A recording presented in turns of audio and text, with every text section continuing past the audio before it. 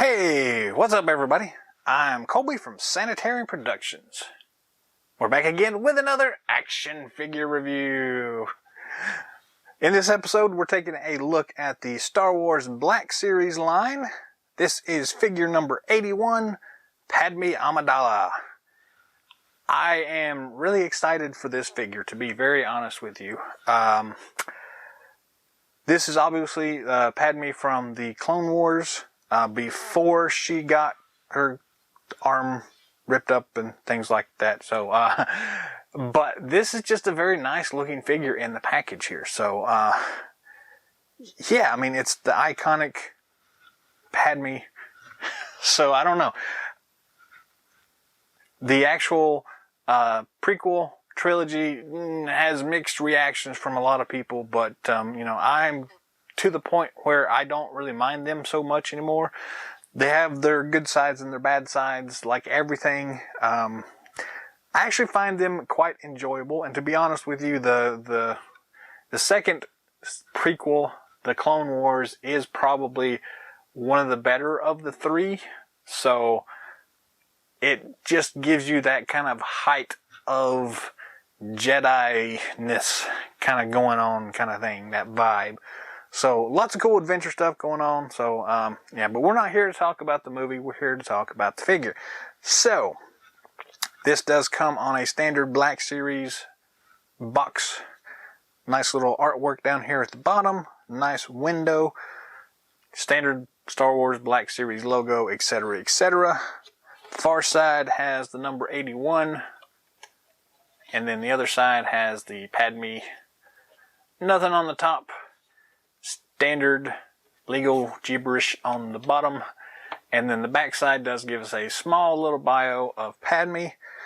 This came out in 2018, and that's pretty much it. So again, I'm not all that big of a proponent of this style of packaging. It's a little bare to me, but for whatever reason, it definitely works really well for this particular figure.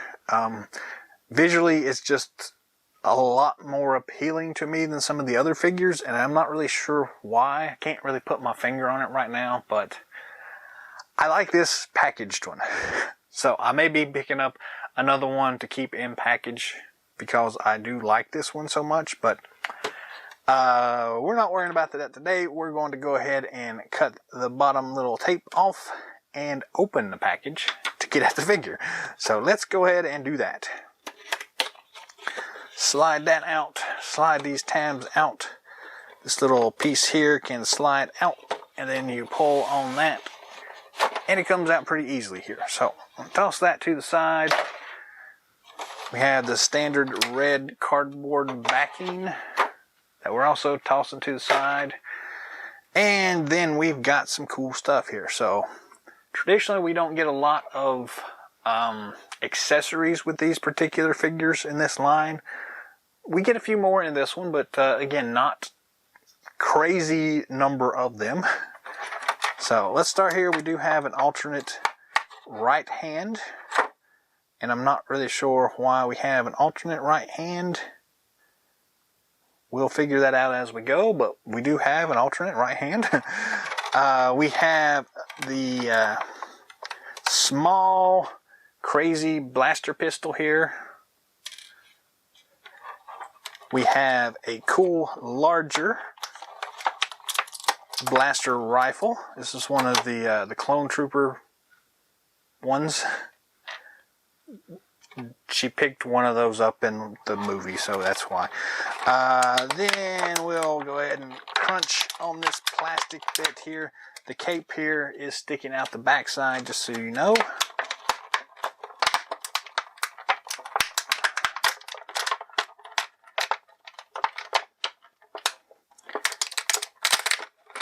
And there really isn't an easy way to get these out without making all that racket. So I apologize there. Maybe I'll try to give you a warning next time here. So, alright, figure's out. Looks cool. Let us zoom in and take a closer look. This particular figure is, again, all white. So the camera is liable to blow some of this out. So I will try to adjust this front light a little bit here to kind of help with that so we can see a little bit more detail. Not sure how well this is going to work, but let's just try it and see here. So to start with, we'll start with this here little bitty blaster pistol. Little snub-nosed Naboo blaster thing here. It looks really cool. They've got a little bit of paint overspray here on the silver on the handle, but nice little trigger thing there. Pretty simplistic design here, but it still works really well, and it's kind of become, I hate to say an iconic image, but it kind of is. So very nice looking though. We do have a cool belt here that has a nice little holster in the side here, so that just barely fits in there, but it does fit in there. So I always, again, I've said many times in the past, I love it when we have holsters to hold weapons. So I like this one. It just barely fits in there, but it does fit, and it holds pretty well there. It's really snug, so that is very cool. It also fits in her hand fairly well, and I guess that explains, whoops, that explains why we have two hands. The angle of the handle on this one is that weird, very diagonal kind of thing here, so if you want it like that, you do need that hand, whereas the big blaster pistol here doesn't quite fit in there very well, so we have the alternate hand to fit that. So speaking of which, here is the alternate hand. It is very similar to the other one in that, except that it has a wider grip. It is more specifically so that you can grip this big clone trooper blaster pistol like so. Very nice, very cool looking. Pop that out. And it's on this little peg system here. You can see it's pretty standard for most action figures. You just grab that and pull on it really hard, hoping not to break things. Twist it a little bit. This one's not easy.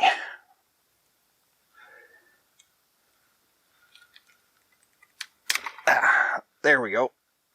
And of course it broke off.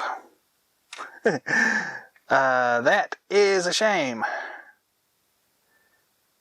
The little round thing broke off. So yeah, be careful of that when you are doing this.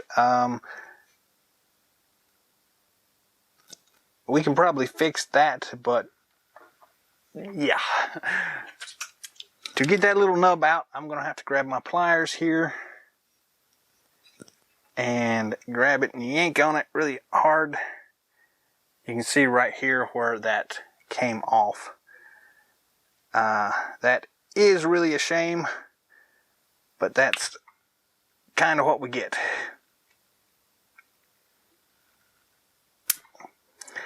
And now it pops off pretty well.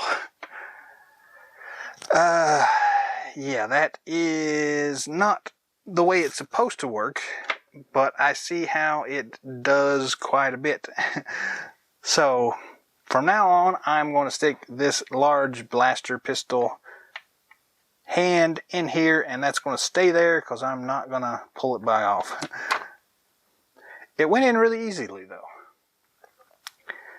I'm not going to. So put it back on there like that, and then she can hold the big blaster pistol here. She won't be able to hold her other pistol anymore, but that's kind of the way we are going to have to deal with it until I can glue that back on there. So yeah, there you go. Now you've got the big blaster pistol. It's a little loose too, but it is what it is. Alright, now that we have that mess out in front of us, note to everybody else, don't try any of this stuff at home because this obviously didn't work the way it's supposed to.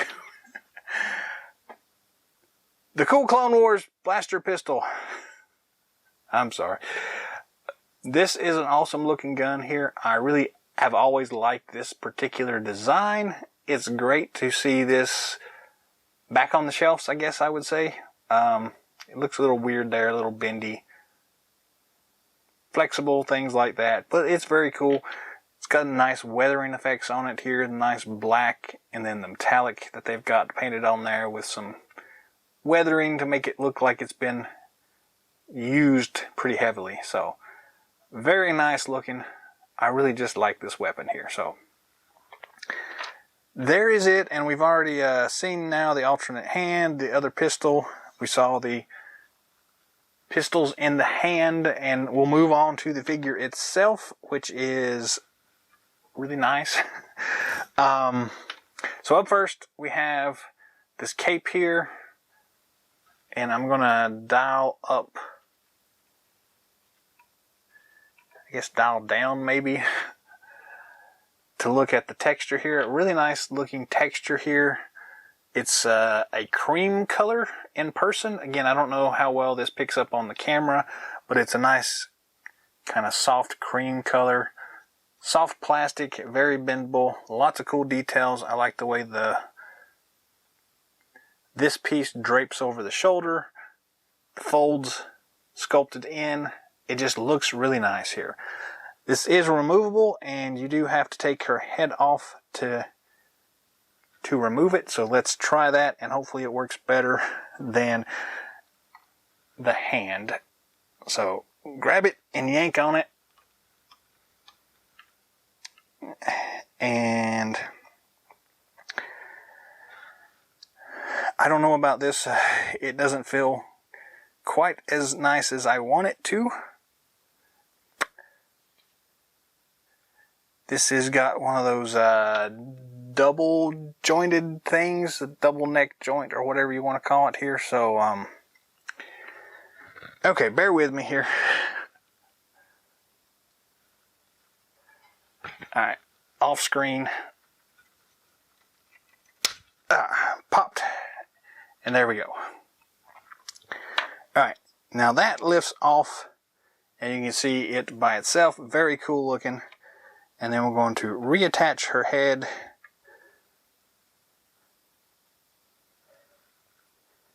Hopefully that'll go on pretty easily.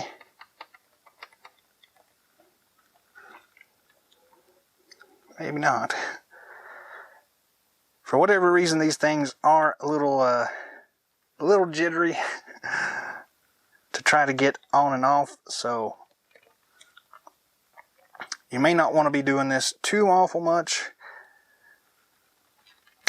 There we go. Popped back on there pretty easily. So, alright. So we're going to count this as an accessory from here on out, and I'm going to set this to the side. But there's the cape. It looks really cool on or off. But to see the figure, I want it off right now, so that's what we're going to do here. Moving on to the rest of the figure here.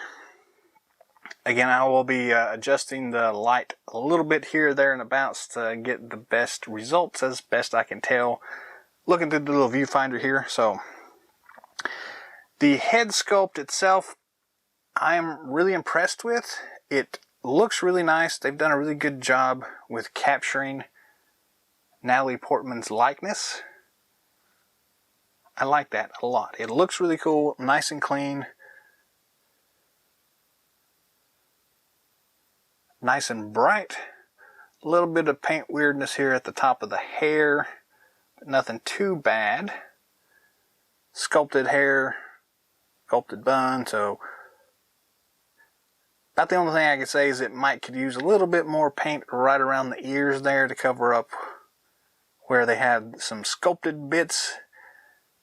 But it looks really nice. I'm really impressed with that.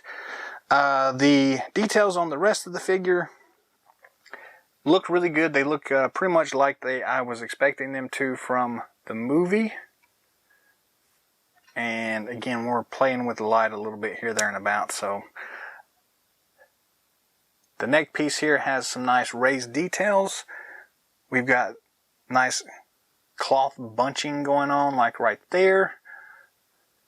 We have whatever that weird detail is that goes across the front. Nice details here in the pants there, where the shirt connects to at the waist. Cool looking belt with nice little doodads and things all the way around. Excuse me. Pouches look really cool. That seam that goes kind of down her pant leg there is there and looks really cool. Nice bunching of cloth around the knees. Very cool looking boots here. Nice tread on the bottom. Nice detail work here all the way around. Those cool arm bracelet things are there. Again, just really nice looking sculpt here. It looks really cool. I really am pleased with the way they've done the cloth bunching and the way it kind of drapes around her body. Very, very cool looking. I'm really impressed with this.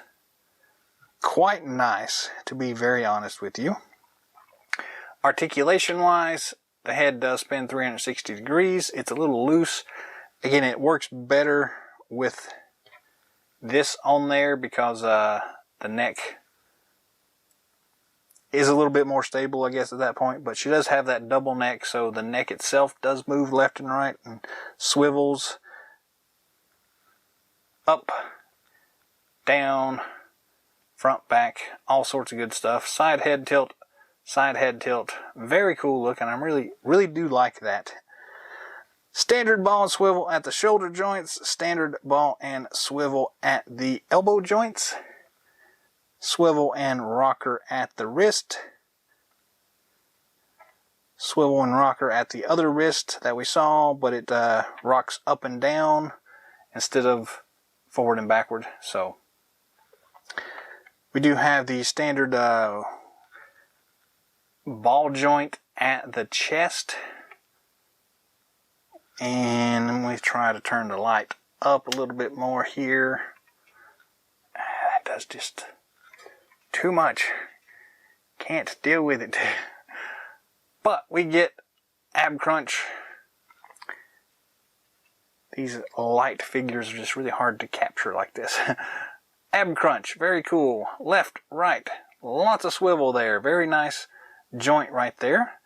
No waist twist or anything like that. We do have standard plastic T-hooks at the thighs, waist. So we have full front. It's a little sticky here too, but you may have to play around with it here, but full front motion, full back motion. Side to side is really nice. We have standard twist at the top of the thigh.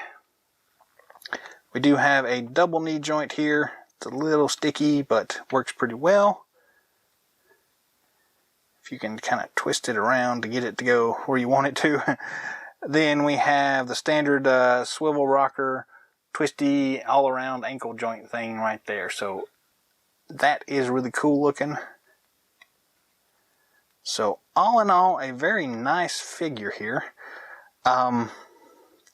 This one has a bit more articulation than I was expecting out of this figure, but I'm glad to see that because it really does work well with this character. I'm thinking of the arena battle at Genosha, I guess, where she's climbing around fighting all those monsters and all that stuff. So it's cool to see all the articulation they have included here. Got some nice accessories here. Again, the cape does look good for when she was wearing it. The figure itself looks really good without the cape, to be honest with you. It's a little punchier with the cape, so kind of use that to kind of base your decisions off of whether or not you want to keep it or not keep it. But I like the look of the figure plain. Simple. It's simple and yet still really detailed, and I really like that particular aspect of this figure. The details in like the boots and things like that are just really spot on from the movie, and I guess I just really appreciate that, and I don't know, I just really like this figure. So the bad points are that the alternate hand broke. So be very careful if you're swapping those out.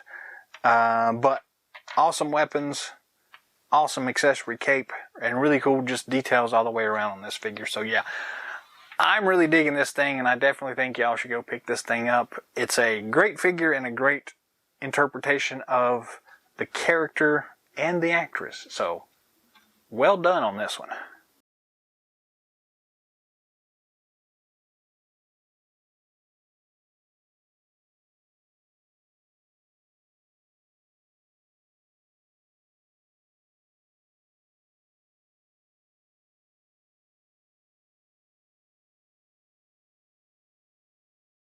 Well, that's all the time we have for today, so as always, thanks for watching. I know I gushed on this figure a little bit, but I'm anxious to hear what your thoughts are on the figure. How do you like this Padme Amidala figure? How does it compare with other figures in the line? Anything else you want to add, put that down in the comment section down below. If you haven't already, feel free to subscribe to the channel. Be on the lookout for more awesome videos coming down the pipeline. Thumbs up, thumbs down, whatever. If you'd like to see anything special in future episodes, let me know that in the comment section as well. And until next time,